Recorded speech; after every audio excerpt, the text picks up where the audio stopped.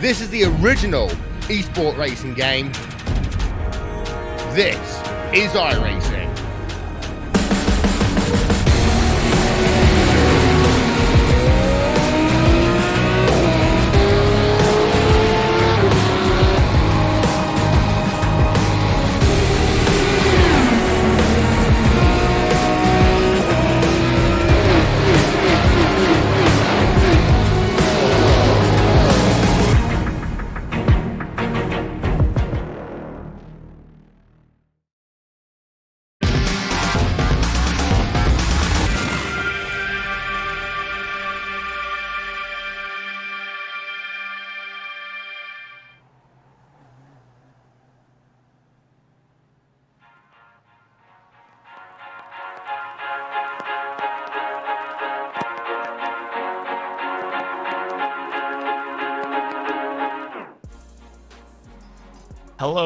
Hello everyone. It's that time of the week. Once again, it's RaceBot TV Prime Time here on the iRacing Esports Network.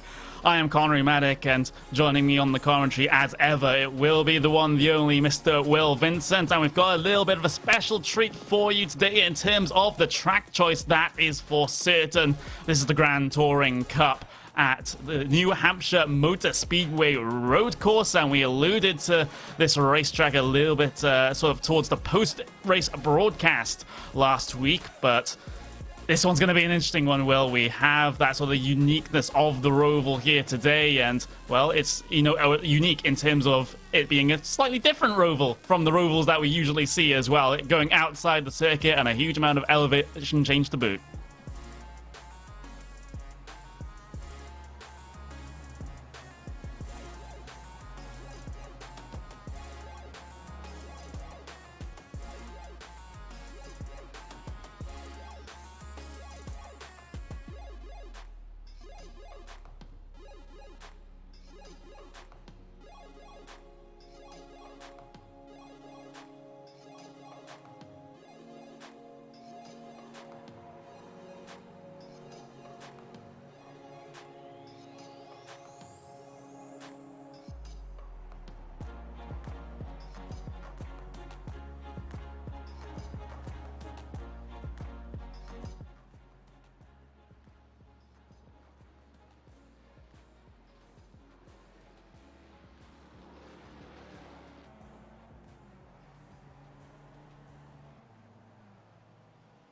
Oh, yep. No one heard me at all there. Apologies, Connery. No one can hear me. So just talking about the technical issues we've got going on there. Apologies. We've got something going on upstairs here in UK RaceBot Studio. But the thing about this track, which is really fun, which I really enjoy, Connery, is that you do go outside that oval. It's like someone's taking a yellow squiggly pen, starts drawing an oval, gets bored and says, okay, what else can I do? And of course, in a normal Roval, what you've got is that infield, which is flat. You go to like some Indianapolis Motor Speedway, Texas doesn't have a Roval, but you go to Charlotte Motor Speedway, Kansas I know has one, Pocono's the same. That infield serves a purpose, and the purpose is basically to give yourselves, some room for the IMSA, the IndyCar, and the NASCAR teams to put their trailers and set up. As soon as you go outside the track, it's completely different.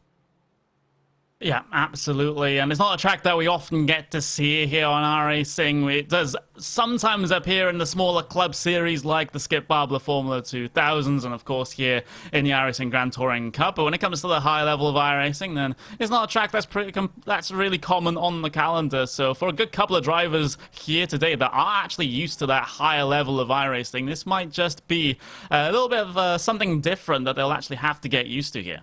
Yeah, indeed. So that elevation change is going to be really important, and it also is very different after you go from the wide oval, which, as I said at the end of last week, is banked at 3/7 grade. It's stepped banking. It's not parabolic banking. So then what you then have is the fact that you go outside. It becomes very narrow, especially after, we're going to call it a carousel here, Connie, after the carousel. And those sweeping S's afterwards, that actually becomes very difficult. Yep, it does. We're just about to get to the end of qualifying. In fact, that is the end of qualifying here today. Of course, 3 classes in this one. You have your fastest class of the Mustangs, and then you have the Jettas, the VW Jettas, and of course the Solstices right at the back of the field. But this is how your grid stands for this evening's race. In your Ford Mustangs, it is Stefan Overgaard taking pole position from Dan Caraconstantis, with David Haynes lining up in P3, with Alex Coffard rounding out your 4-car field for the fastest class here today. And then you cycle things back to your VW Jettas. They gave us a very, very good show last week. Hopefully they'll be able to do so again. Bob Van Catwick, pole position for that one, with Austin Brewer lining up on the front row with him. Nicholas Short and Tanner McCullough will line up on that second row, with the third row going to the names of Cedric Jabart and Steph Wienhoff. Simon Trendell will start mid-pack here along with Jim Brewster, with Constant Nikari, Riley Downey, Johnny Bell and Andrew Love rounding out your VW Jetta field. And then you look to your slowest classes, where Gary D'Angelo is pole position for that one, with Alan McCain lining up in P2, with Marek Cabas in P3. Zane Plumley in P4, with Chris Pence in P5, with Rhett Standingwater further down as well, with Ben Veed and Robert McDonald towards the back of the field. Your final 2 starters here today will be Matthew Lenuski and Chris Shadderton. You made a point. We do have a full pace lap here, so it's going to be a little while before we get started here. Well, it is a pretty healthy pack this time around. 26 cars will take the green flag here. And, well, it's just a little bit better than 15, I suppose. Yeah, it was. 15 cars at the longest track that we go to all season by well, I say a mile, by actually many, many miles. But compare that to what we've got here today. It is one of the shortest tracks that we go to, 1.5 miles in length, as the field then rolls out here at New Hampshire Motor Speedway.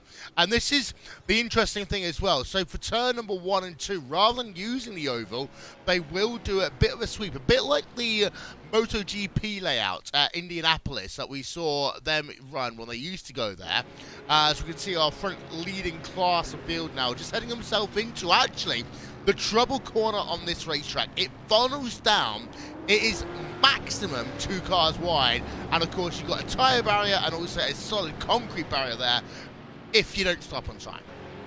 Yeah, that's going to be the very big choke point, especially on lap 1 of this event, as everyone tries to file themselves down into a very tight radius, the very tight radius that is turn 5, and get back on the gas as you power yourself up the hill through turn 6, then downhill slightly through turn 7 as well. That's where a lot of the battles will be happening, at least on the opening lap here today. And then once you get to where the Ford Mustang field is right now, right at the top of the hill, and it's a little bit of a roller coaster ride all the way down here, and then in towards turn 11 here, which has a pretty vicious, I wouldn't say curb, but it's a bump on the inside there that has flipped cars previously, and I have been one of those cars that has flipped on that curb before, so very much you have to be careful of that one. But we're coming towards the end of the pace lap here for this week's edition of RaceSport Primetime. Pace car going to pull off down on towards the lane field into the control of Overgaard. He'll go pretty much immediately. We'll go here for round 3 of the Grand Touring Cup.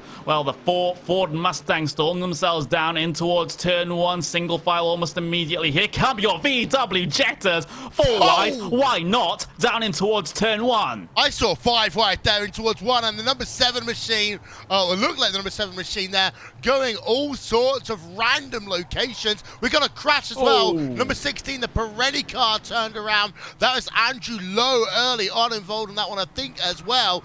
Well, they've still got more, and there's another 15 car, Cedric Gilbert. He's going to have to take a slowdown penalty here. Yeah, there was a bit of carnage behind Nikari, and Simon Trendell were also involved coming up through turn 3 here. So a little bit of carnage there inside your VW Jetta field. We'll have to look to see how the Solstices are doing. It looks like Dari Gangelo has completely lost the race lead here. Of course, he was the pole position sitter. Now he's cycled more towards the back of the Solstice field. I have to see exactly what has happened here. And it was that tricky point coming down in towards turn 5. Got on the brakes relatively okay. but there was an instant ahead of him that he had to basically completely stop for. Yeah, that was Zane Plumley there who lost it. We're on board with Zane right now, and that was on the exit, or actually the entry, the apex into that right-hander, and he lost it, and it caused actually pole position driver in class to actually stop on track. But out front, Stefan Ovingard does have himself the race lead, 6 tenths of a second, 7 tenths of a second over Dan Karakonstinas. Yeah, and your Solstice pole position sitter actually lost 2 positions on the start down in towards turn 1, which is why those other Solstice got ahead of him. And then once they had their incident coming through turn 5, he was just completely stacked up behind him. So definitely not the most ideal start to the race at all. But looking at the VW Jetta front of the field right now, battle for P1. That's Nicholas Short completely sending it down the inside at turn 7, and you can make aggressive moves work coming through there because it is on camber. You have a lot more grip than you expect coming through the middle of that corner, and that's Nicholas Short to the race lead of your Jettas within 2 laps. Yeah, and we're running on board from the rear of him then as they work towards the end of the lap here. And this is a track which does lead, as you said, Connor, to a lot of overtaking opportunities, and it's one where you've got to be brave but not too brave. As we want to go back to the Solstice build, and one thing that's worth noting is that the driver Chris Pent, who took over that race lead at turn number 1, he is checking out right now, 1.2 seconds ahead of anyone. Yeah, that is absolutely brilliant performance so far from your Solstice leader right now. He's just, he's catching up towards Constant Nikari right now, who had a little bit of an incident in your VW Jetta field on lap 1, and he's suffering from a little bit of damage as a result. So this is probably one of the first times that Solstice has been faster than another car on the iRacing service, but we'll just take that at face value as we have another incident involving the number 23. This is Zane Plumley again having a couple of problems, and this time it was down in towards turn 1. Is it contact? Well, he's suffering a huge amount from damage. He's basically weaving all the way down the pit straight. Tries to take turn 1 normally, straight into the side of a Jetta. Yeah, that's Riley Downey. Yeah, straight into the side of that number 18 machine. It comes on towards pit road, and there you can see there is a barbecue on pit road. We talk about the heat going on in Europe right now, one of the hottest on record. Well, we can see that there's a barbecue going on pit road as well. Alex Coffard, so 3rd place in your Mustang field. Only 4 Mustangs, but you still got 3 of them in a space of 1.2 seconds right now. So Coffard is putting that pressure on for 2nd place in class, and we've also got side-by-side going on, and that's the number 8 car going drift racing. That is Bob van Catwink there as they head themselves through the first section on the track. That deserves a replay, Connery. Yeah, it does deserve a replay, and just take us through it, Will. So we're on board then with Bob van Catwink, and actually you see very different lines being taken in towards that first corner. Some people are taking it shallow and then getting the momentum into turn 2, the shortest way around the racetrack. Other people, like the number 10 car, are going very wide and then arcing it in towards turn number 1. I think that's what the differences were. Yeah, Catwick able to recover that little bit of contact, though he continues on his way. He did have a little bit of a fight with Tanner McCullough on the way down towards turn 5 that last time around, but he did end up coming out on top of that one, and behind him right now, the number 7, Steph Wienhoff, goes for a little bit of a slide coming out of turn 11, and what did I say before the race started? That curb on the inside, he goes all the way up onto 2 wheels. Yeah, he does. Cannot control the car. Actually surprised he didn't flip that one over there. I mean, I know the VW Jetta's a heavy car, but he was about 60 degrees up in the air there in that number 7 Benelux car. So he is back on track, but now down into 7th place on track. Meanwhile, the battle for your Solstice race lead has closed down. Alan McCain was leading by over a second. The gap is now down to about 3/4 of a second. Chris Pent is currently running 2nd place. We're on board of him.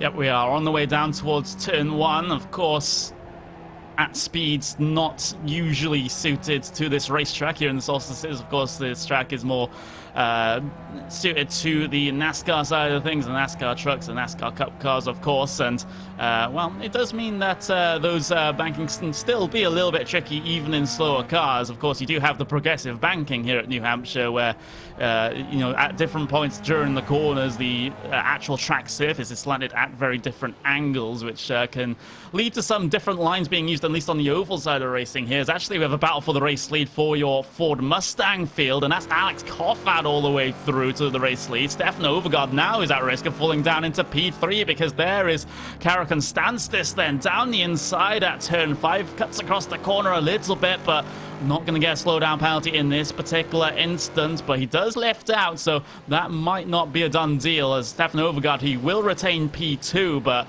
it was a mistake that led to the pass there for Alex Coffat to get himself into the overall race lead.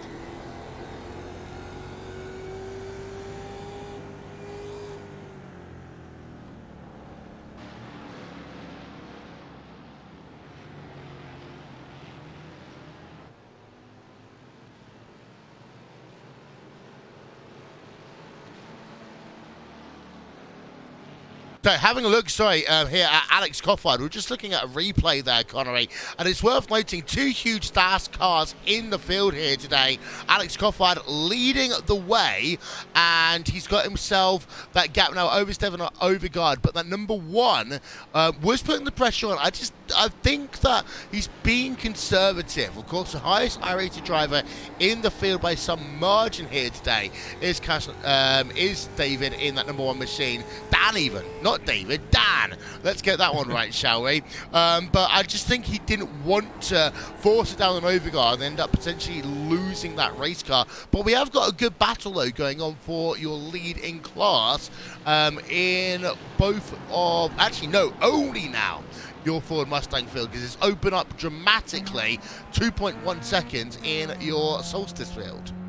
Yep, it has. So that's going to be Alan McCain starting to pull away for your slowest class here today, and pulling a very healthy gap over Chris Pence here. He was actually 1 second faster on that last lap than Pence, so McCain really putting in a huge amount of work.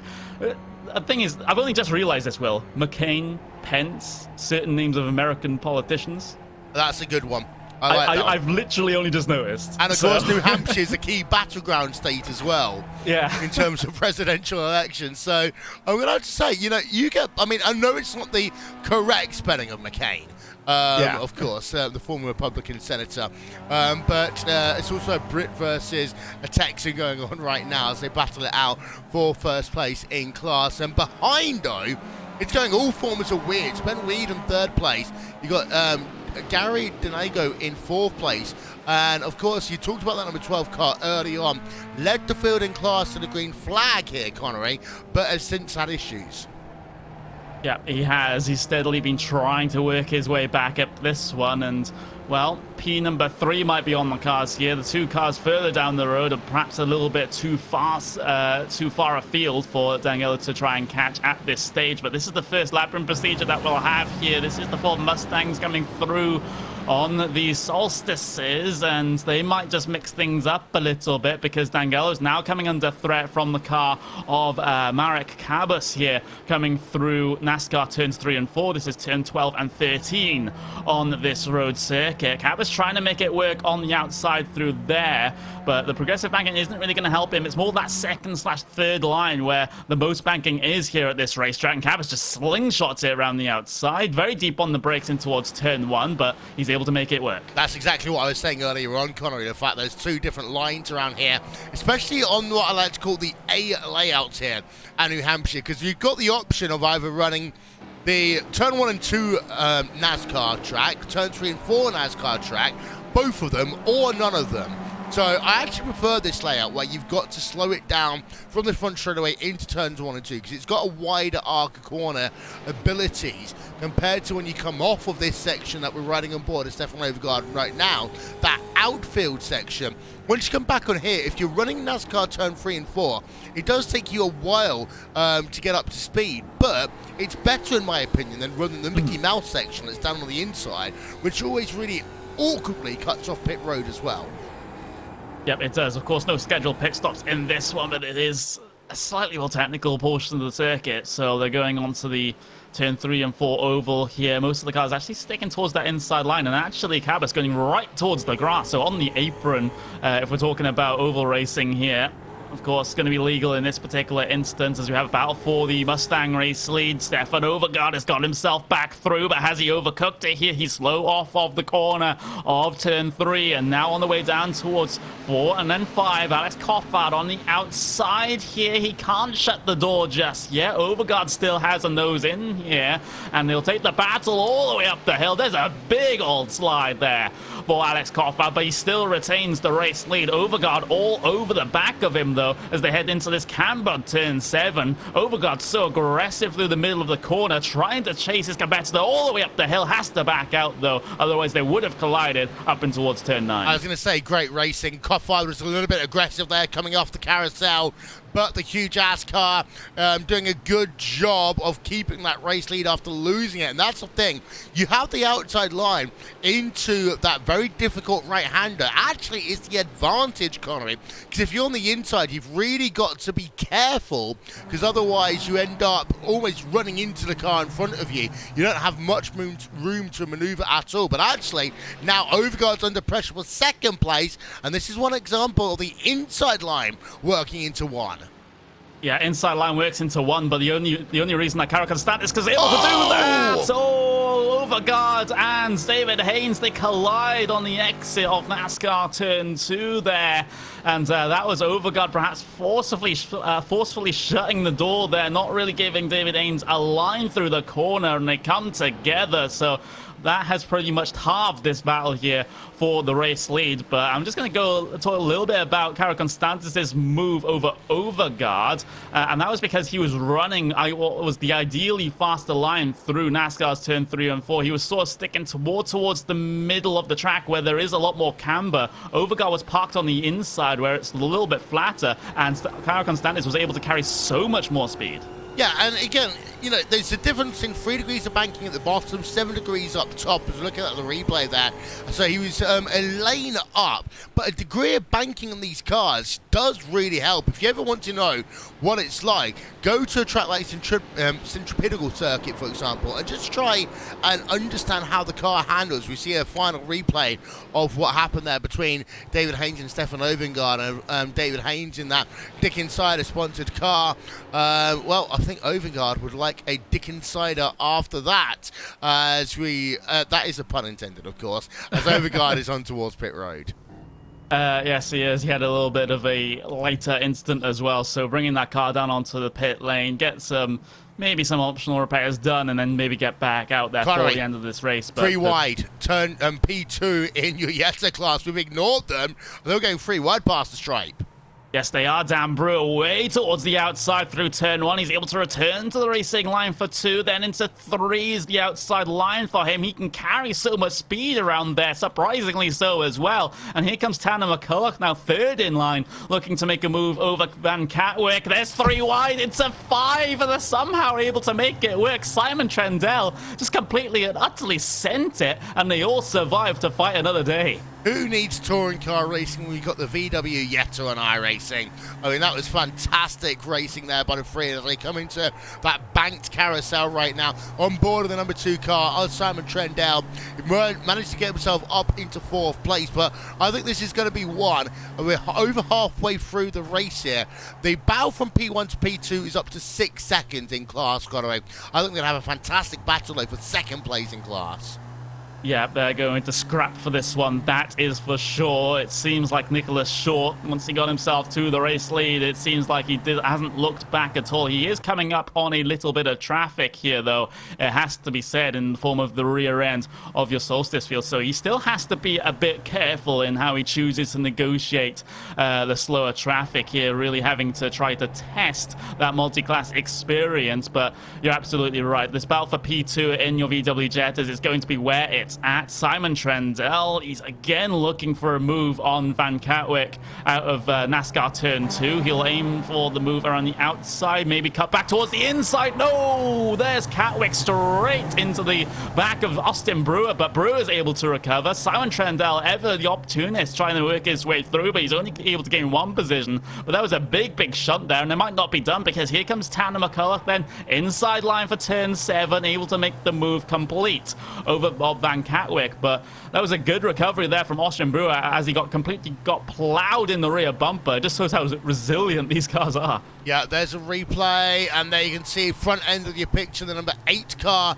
That was Bob Van Katwyk. He loses a lot of positions as a consequence of that. Simon Trendell did think about continuing that move as he exited turn 5, but actually wasn't able to do so. And then we'll see Tanner McCullough just working down the inside into that long carousel. That's calmed that battle down a little bit just for the time being, but the front end of your Jetta field is absolutely fantastic racing once again. Still got some battles though going on in the Solstice field for 4th and 5th place, but the interesting thing, Connery, is that is exactly what that Jetta 2nd, 3rd, 4th and 5th battle is catching up right now. Oh, this has the potential to be a little bit sketchy as these battles try to fight in amongst themselves and, of course, trying to get by the lap traffic as well. And this might be one of the worst places to try and catch these guys as well through this tight and twisty middle sector. I'm not entirely sure how this one is going to work out. Good racecraft needed from everyone involved in this one. Austin Brewer will be the first to try and file his way through on the Solstices. That's Gary D'Angelo getting himself well out of the way of at least one here, but he only has one way to go when it comes down the hill here, coming through turn 11, so it does stack up the other Jettas behind, so this gives a little bit of breathing room here to Austin Brewer, and now he can work on getting past the rest of the Solstice field here. There is side-by-side behind between Simon Trendell and Tanner McCullough, though, on the way down the pit straight across the stripe they will go. Simon Trendell will hold that position for this lap at least, and then down in towards turn 1, the Solstice is going to be the wrong place at the wrong time, stacks them all up behind. Simon Trendell had to slam on the anchors, but everyone else did behind as well, so it didn't cause carnage. There's a Solstice in the wall there. Cabas almost back into the flow of traffic, but he's able to keep himself well out of the way down towards turn 5 once again, and everyone is okay. And I didn't expect to say that about 20 seconds ago. Yes, but it's worth noting that Stefan Overgaard's on track as well right now, so you've got fast cars overtaking faster cars. One thing that's worth noting, I saw with Tanner McCullough, he was running the ultra inside line here. Now, New Hampshire Motor Speedway, they actually reprofiled this track at some point in order to allow the track to widen up, so to say. So the pit road, you can run it, of course, in a car here that won't go much faster than about 130 miles an hour. As we can see again, exactly the same below the yellow line. That is legal in this race, Connery. He's trying to do this sweep back and he just can't do so. It's the shortest way around the racetrack, of course, but as we go back on board with that number 4 car, he's just not able to get the momentum on that pit apron to make the pass over Trendell. Yeah, Overgaard's going to try and work his way through on this one, being in the Ford Mustang as well, albeit in last place in the Ford Mustangs. And Simon Trendell at the front of this train still trying to hold position. Austin Brewer has had the best time of anyone in this Jetta field trying to get through in the Solstices. He's got himself a huge gap over the rest of the field. It is 2 seconds right now, which, when you consider the speed of cars, is a huge gap. And Overgaard, there we go, down the inside at turn 7 here. There's a Solstice in the way. That gets completely and utterly punted towards the outside. Simon Trendell, well, I guess the only excuse is a missed braking point. Yeah, that was a big punterino there. Hi, Jimmy B, how's it going? As we're on board with Robert McDonald 5. Let's look at this from on board his perspective. He's trying to get out of the way, goes into the braking zone, and heavy there into the tyre barriers. I want to get one more look, if possible, from on board with Simon Trendell. And here is the number 2 car. We're on board with him right now as he comes into the corner. And I just think he just doesn't realize that number 22 car is going to sweep across the front of him there. But Trendell knocks him into place. It's also worth noting, of course, for those viewers who are new to this series, hasn't necessarily raced in the Grand Touring Cup, because not all iRacers will in their iRacing journey. It's worth noting, because it's a D-Class series, Connery, all drivers have got one fast repair, which is the reason why Overgaard's able to turn comparable lap times run out, because if you can either tow the car or bring it back to pit road, it's as if you get a brand new sparkling car, a bit like Formula E. Yeah, a little bit like in the old days. Yeah, in the old days when they had to change entire cars in the middle of the race because the battery charge couldn't last the full race duration. But thankfully, they actually, for this season, are using just one car for the entire race, which is very much an improvement. But in this one, still the standard internal combustion engines in all three classes here today, and Stefan Overgaard again trying to work his way through, but he's having, even though he's had that fast repair, he's still having a bit of trouble trying to work his way through on the Jettas. But as a result of all this traffic, it has split up this battle for P3 a little bit here. Tanner McCulloch, Bob Van Katwick, and I have to argue Steph Wienhoff as well are still pretty close together, but Trendell's been able to get away. We've had Austin Brewer be able to get away as well, so they're running off into the sunset, and now this is a battle for P4 and back. It is. We're on board with P number 5. That is Bob Van Katwink right now. Don't forget, youtube.com/iRacing Esports Network. Hit that subscribe button and make sure you check out all of the great action that takes place on the iRacing Esports Network. 7 different broadcasters bring you fantastic racing every single day of the week. And it's also worth noting, of course, we haven't yet, Connery, talked about the fantastic competition that's going on right now with the Ford Mustangs. This is what's confusing. It's Ford Mustangs that you race, but it's a competition put on by the Skip Barber Racing School and Lime Rock Park. Yes, it is, of course, yet another initiative, I have to say, from iRacing, getting all sorts of sponsors and companies involved organising these sorts of competitions here on the iRacing service. And Lime Rock Park being actually one of the, I have to say, is it the oldest track? It's one of the oldest tracks on the iRacing, platform, right? It is, and we've got an issue. David Haynes, he's got himself stuck, and he's gone. He's gone. Nothing he could do there. I want to try and figure out what happened then to David Haynes. Of course, got damage to that car earlier on in that incident with Stefan Overgaard. Loses it on the exit of turn 5. Falls back down. Hits the barrier. And, well, I mean, he could have just stayed there and watched the rest of the race. Nice vantage point.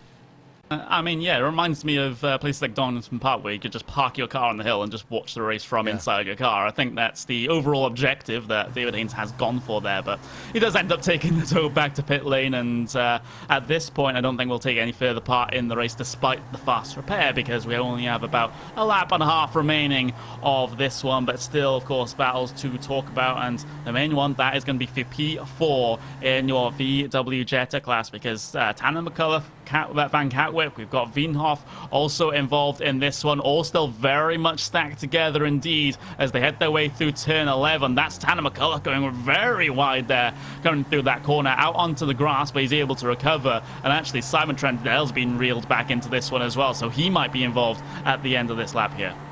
I was going to say, very liberal application of the track limits there. A lot of cones being knocked over, and you've got 4th, 5th and 6th place right now, separated by about 1.2 seconds on track. But looks like that Wienhoff and Van Katwink, that'll be your initial battle.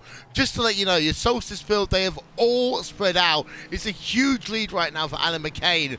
And also in your Mustang field, Alex Coffard, we're just looking at him quickly. He has got himself 4.5 seconds over that number 1 car. So Alex Coffard is cruising to victory, and this is a white flag lap here, Connery. Yeah, he is on his final lap, so into turn 5 for the final time, and actually he's going to come up on a little bit of a battle here. This is going to be for P7 and 8 in your VW Jettas class in just a couple of moments' time once he gets by this Solstice, so he might just get involved in that one at the end of the race, but he also does have the choice with the buffer that he has to just back off a little bit and let these guys duke it out for positions just outside the mid-pack here in your VW Jetta class. But the main battle that we have been watching, the battle for almost P3, mostly for P4, 5 and 6, well, they're coming across the line to start their final lap here. So that is going to be where our eyes are going to be after Alex Coffard heads his way through the final corner, outside line around the Solstices.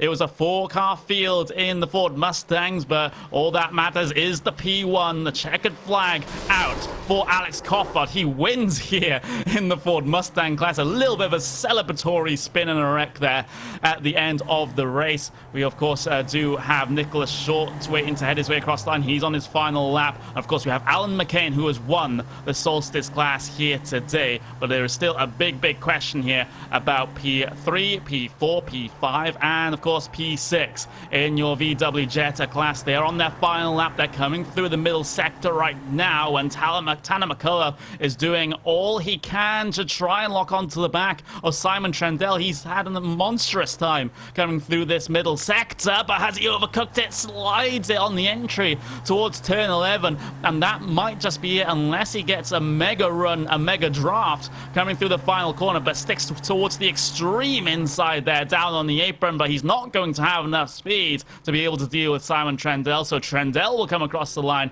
in P3. The race leader in VW Jettas will be Nicholas Short, but that was a fairly interesting race, fairly frantic race as well, with bumper-to-bumper action, and in some cases, literally so.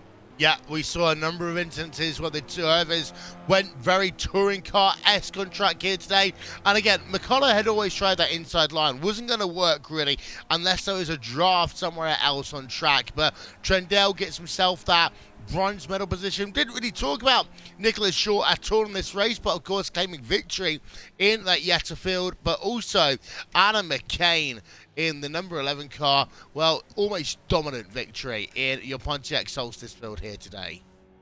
Yep, an absolutely brilliant performance indeed, and the Solstice field was relatively quiet here today as well, with the exception of the race start, but that's sometimes how things go here in the multi-class racing side of things. So it's around about time now that we go through your official race results for this week of the iRacing Grand Touring Cup.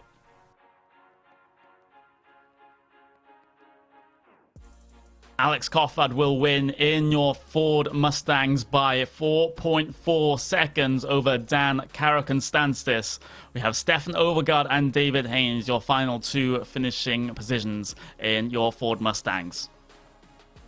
Then in your very exciting, for 2 weeks in a row, VW Jettas, it was Nicholas Short taking the race win, but it seems like all the action was happening behind him with Austin Brewer in P2, with a tight battle with Simon Trendell, Tanner McCullough, and Bob Van Catwick for positions further down towards P5, and then P6 will go towards Zef Wienhoff, with Jim Brewster finishing solidly mid-pack, with Cedric Brutt, with Andrew Love, Johnny Bell, and Consta Nikari further down that field. We have a retirement of O'Reilly Downey as well, 18 laps behind. Then in your Pontiac Solstices, Alan McCain will win over Chris Pence here today, with P3 going to Ben Veed, with D'Angelo, their pole position sitter, only good enough for P4 after early race issues. Marek Cabas will finish behind him, with Chris Chatterton in P6. Lesniewski P7 with Plumley in P8. P9 going to Robert McDonald, and Lorette Standingwater will finish out your 26-car field here today, P10 in your Pontiac Solstices. That was fun. Well, we've been doing this for a couple of weeks already, and it seems like the Grand Touring Cup always throws out a surprise here and there. And this race, absolutely no different here, Will. Yeah, completely agree with that one, Connery. It's been a fun race here today. It's good to see a big field for once, actually, because the races we've done for round number 1 and round number 2, they were smaller fields. And just wanted to say a couple of quick things. First of all, again, this is for those of you that don't know iRacing as well. The biggest field you could get for this race is 26 drivers. If you get any more than that, we have 2 smaller fields, and, you know, things we don't enjoy it as much. So it's good to see the largest field that you can have here possible. But then also, it's worth noting the fact that your overall race winner, Alex Coffard, of course, finished the race and then went into a little bit of a spin. That will still cause him some safety rating damage. And the reason for that, Connery, is because you will still get safety rating points deducted until all drivers have managed to cross the start-finish line. So that's one thing that for you to be wondering, oh, why can you just work? Like, actually, no, you shouldn't. You should do a slow-down lap and wait for it until you've completely done, and then afterwards, bring it on towards pit road. You don't lose any safety rating. There's your public service message. Yeah, absolutely. You know, everything counts until the final runner comes across the line in terms of your safety rating. So, you know, it's a little bit of a waste when you do that, when you win a race and you haven't waited for everyone to finish the race behind you before doing your celebratory moves. But New Hampshire Motor Speedway, we did hype it up before the race. And do you think it delivered here? Well, it's delivered. I really enjoy this racetrack, actually, and the various layers as well always makes it a fun track, especially in slower powered cars. I always say that what you don't want to do is put something faster and really skip Barber here. Maybe a Pro Mazda on a good day, but I like the fact you can go from very wide, 6-7 wide racing at some point, all the way to funneling it down. And actually, a track that's very similar to this, but just really flat, is the Sebring modified layouts. If you like this type of racing, check out the Sebring modified layout on iRacing, because it does lead itself to very good close racing. But of course, tomorrow, Connery, we head ourselves back to the iRacing World Championship, and it will be the 6th round, the second half of the Porsche Esports Super Cup, and we go to the track that spent so much time on Racesport TV last week.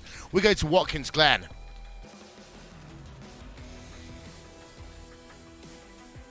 And Connery can't hear me all of a sudden. Connery, can you hear me? Connery, can you hear me? I can now, yes. Yeah, now you can. Porsche Esports Super Cup tomorrow, Watkins Glen. Yes, absolutely. And of course, Watkins Glen was a racetrack that actually featured on the qualifying series for the Porsche Esports Super Cup. And we had a pretty bonkers race there in that particular series. So if that translates over into the World Championship series of the Porsche Esports Super Cup, then I certainly cannot wait for that one. Close quarters action, some desperate moves here and there. And, well, we always like to see it in the Porsche Esports Super Cup, the close racing, everyone going to be within tenths of a second in qualifying has been the theme that we've seen over the first half of this season, and it will continue on, I suspect, into the second half as well, and it does result in some very frantic action. Yeah, and we also got some very big news that we can't announce just yet, but we're going to be announcing soon in terms of the Porsche Esports Super Cup. So don't forget, like us on Facebook /Racesport TV. Follow us on Twitter @RacespotTV. What we have got, of course, though, Connery, is a driver to talk to. Hey. Yay! We have ourselves your overall race winner in the huge ass number 13 car. You take it away, Connery. You're leading, not me. Yeah, Alex, it seemed like I guess a relatively comfortable day past the first half or so of the race here, but at the start, it seemed like it was either one of the 4 drivers in that entire Ford Mustang field that could take the win today, and you just happened to start at the back of it, so just take us through what happened.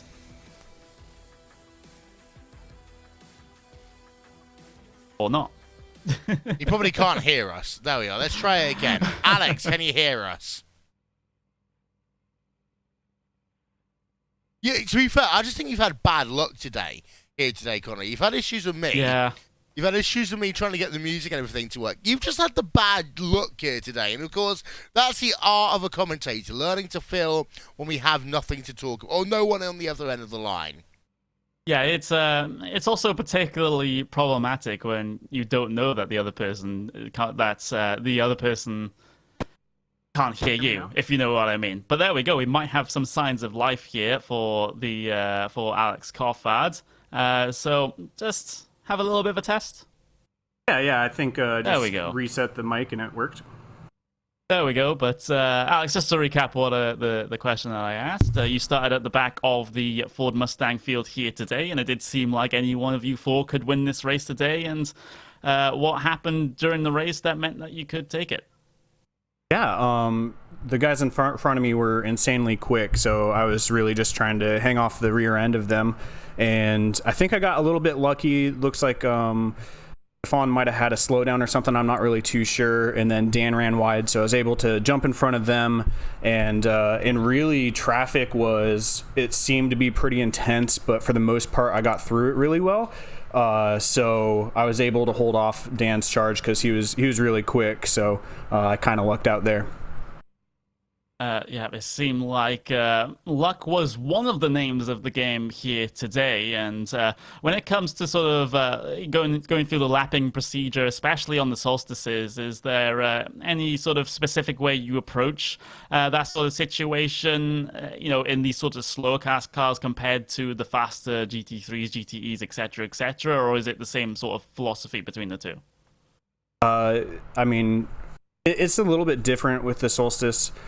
You have to, I don't know, man. They have zero acceleration. They have zero ability to turn. It's really difficult. But luckily, because of all of those issues, they're kind of predictable. They're not going to surprise you and jump out of the way super fast into a corner or out of a corner. So it's kind of a situation where if you get in a wrong spot, especially kind of coming onto the oval, it's hard to get by them in any way, shape, or form, no matter what they do. But it's really easy to plan ahead and see what they're going to do and be able to drive around that situation since they're very predictable. Yeah, I mean, Solstice is also, well, they are known to be not the fastest of cars, and of course it's really hard for them to do anything quickly, which is, I guess, is the point that you're trying to get at there. And when you look to sort of later on in the season now, of course, we have New Hampshire Motor Speedway over and done with. We're going on to Watkins Glen, the boot layout next. Any particular thoughts about this racetrack?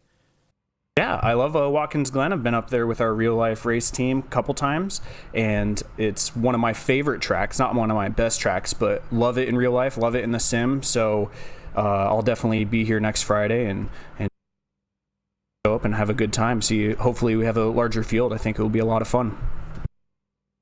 Yeah, it would be, and it's a little bit less, should I say, foreign of a racetrack, I suppose, to a lot of drivers here on the service, given what we talked about during the broadcast with New Hampshire Motor Speedway not being the most popular configuration on the iRacing service. It is one of the more popular rovals, I do concede that very point, but Watkins Glen should be a little bit more tempered when it comes to the racing here. And how have you been doing throughout this series so far, Alex? Because I don't believe we've seen you in the weeks that we have broadcast. So how's your season going so far, and where do you look to place when it comes towards week 12? Okayama was the first week, and I won second split during this one, so I just missed out on broadcast, and then I wasn't able to run last week at the ring. So I've done all right for what I've done. Moving forward, I'm not really too sure how I'll do. I think the series kind of grows and with a lot of tracks. So the strength of field might be kind of hit or miss. And if it's a shorter or a smaller field, kind of like tonight, and some people have some mistakes or I get kind of lucky, I could see myself doing well, but realistically, there's a lot of really fast people, and I'll just try to be hanging off the back of the pack. Also enjoy the 114 iRating gain that you've just got from winning this race. That is a pretty healthy bump in terms of iRating. But is there anything you want to say before we let you go here? Yeah, if I could have any iRating, it would be 2. I would love to have no iRating. That would be a lot of fun. But no, I appreciate everyone at HJ for helping us out with everything, and David Haynes always being there racing with me. It's always a blast. Sven Demmel helps me be a better driver a ton, and I appreciate you guys putting on this broadcast at Race Spot. It's awesome. I love watching it afterwards, so thank you guys very much. Alex, are you going to have a nice, cool Dickens cider right now? I think, it's 4 o'clock, so I got 59 minutes until I'll have a couple nice Dickens ciders. Yeah, I believe so. Yeah. There we go. The Hue Jazz team never failing to surprise us with some of the things they come out with. That is for absolutely certain. But I think that's about all we have time for here on this edition of RaceSport TV Primetime on the iRacing Esports Network. Join us for yet another week, same place, same time next week for more iRacing Grand Touring Cup action, this time from Watkins Glen.